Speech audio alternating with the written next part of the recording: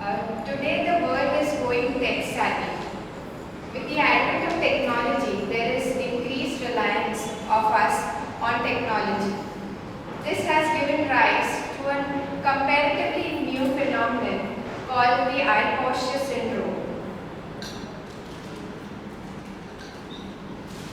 Can you see this on the chart? How many of us identify ourselves with these two people? Most of us, right? So, during evolution, from quadruped we became bipedal, we became erect, and thanks to the technology, we are going back to that position. Eye posture syndrome is basically a term used to the faulty posture that a person develops due to increased use of technology. That can be due to excessive texting, emailing, or playing games on the handheld devices and laptops. Eye posture syndrome is actually an umbrella term which comprises of neck pain, back pain, shoulder and arm pain, pins and needle sensation in your hands, poor posture, tightness and stiffness around your neck and shoulder, abdominal weakness, abdominal muscle weakness, indigestion and fatigue. So today we are going to learn an asana which would help us to keep this particular syndrome at bay.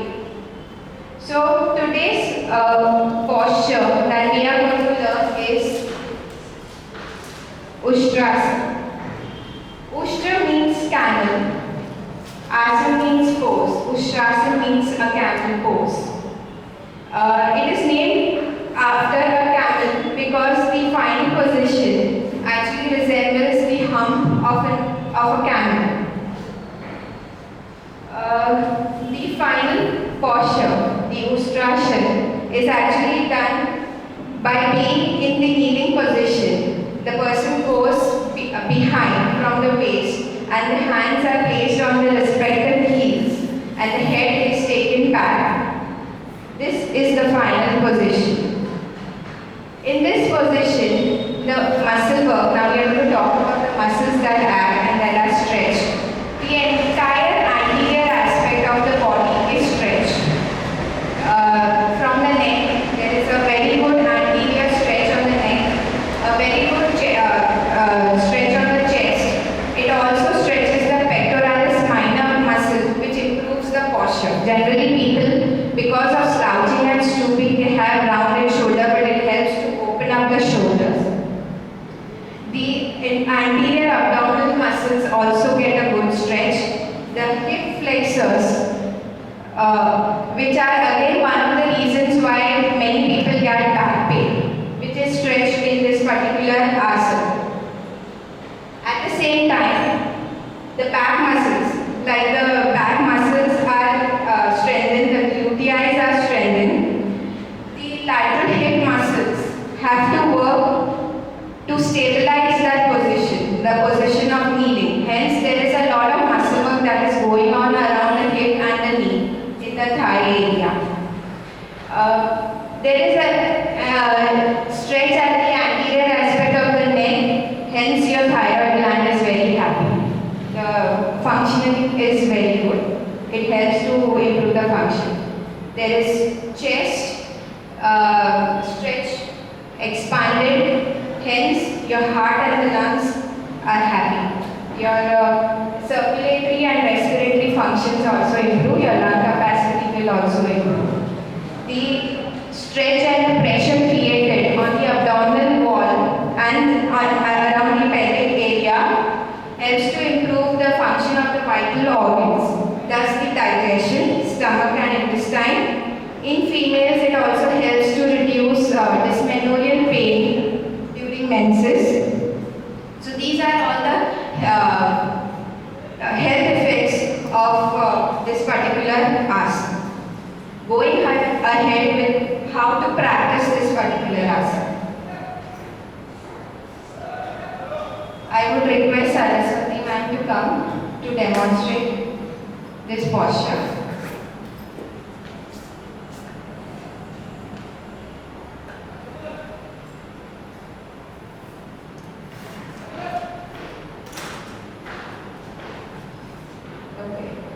start with being in the relaxed sitting posture position. From relaxed sitting position, we come to a standard starting position for the sitting asana. For that, you take legs together, hands besides the hips, and back is erect. Now, we have to go into Vajrasana. For that, Saraswati ma'am will shift her body weight towards her left side, bend her right knee, and place the heel under the right hip. She will repeat the same for the left side also. Now she will come into the kneeling position. Hands will be by the side of the body. Here the ankles are relaxed and toes are out. Okay. So now she will swing her right arm behind. Simultaneously bend from her back, place it on the right heel, and repeat the same thing for the left side. Take the head behind.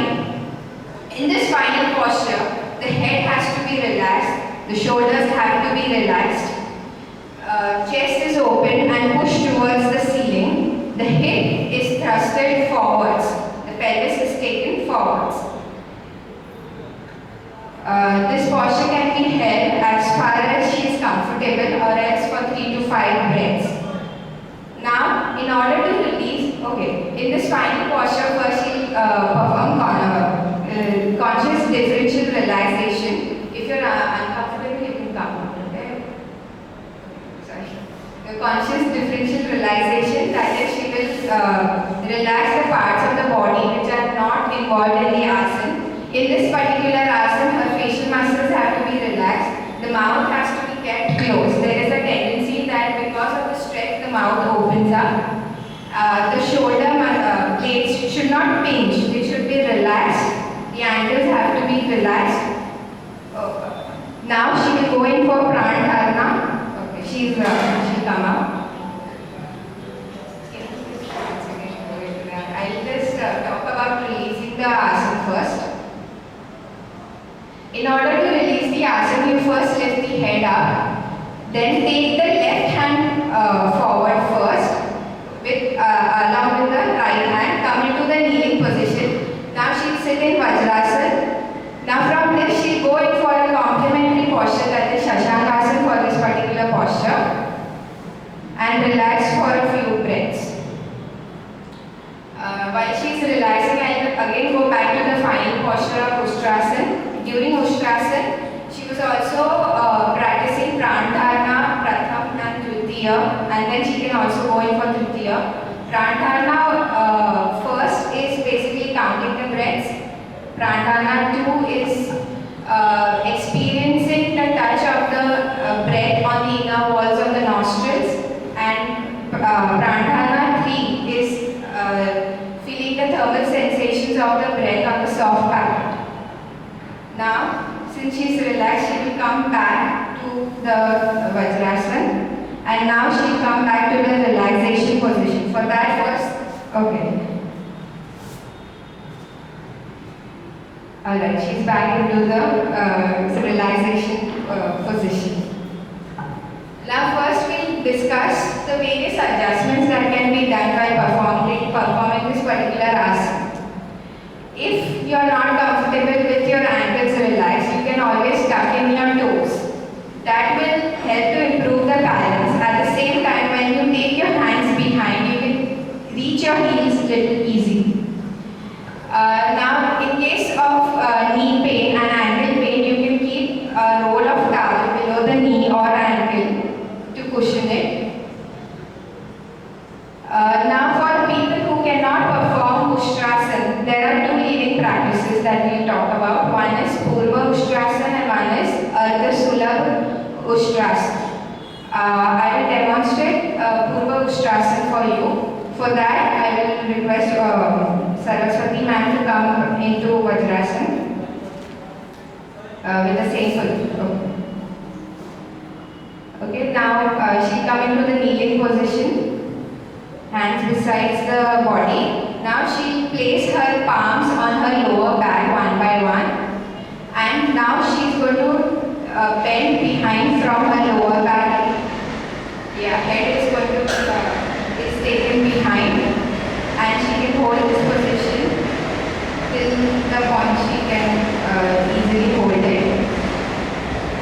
Now, in order to release the position, take the neck first, then the back, straighten up, hands besides the body, and she can come back into Vajrasana and then start in relaxation position. Now, people who are not supposed to practice this particular asana. People with knee pain, total no-no. People with back pain or any kind of cervical pain, they should consult their doctors before going ahead, because there are certain conditions where this is indicated, there are certain conditions where it is a complete no-no. People with blood pressure, that can be high blood pressure as well as low blood pressure, both are contraindicated. Any kind of irritative bowel disease, ulceritis or colitis, appendicitis, of course in the active stage, the pain is also going to be much that it cannot be performed. Okay, now since we've seen the demonstration, we know who are supposed to avoid the practice of this asana. Let us all go for one round of Ustrasana. Everybody sit in a relaxed sitting position. Legs apart, neck behind or at one side. Okay. Now we come to the starting position. For that, first take your legs together. Hands beside your hips. Back erect. Yes. Now you are going to shift your weight to the left side and bend your right knee. Place the right heel below the right hip. Repeat the same for the left side and come into Vajrasana. People who think that they won't be able to do this posture with the legs, the ankle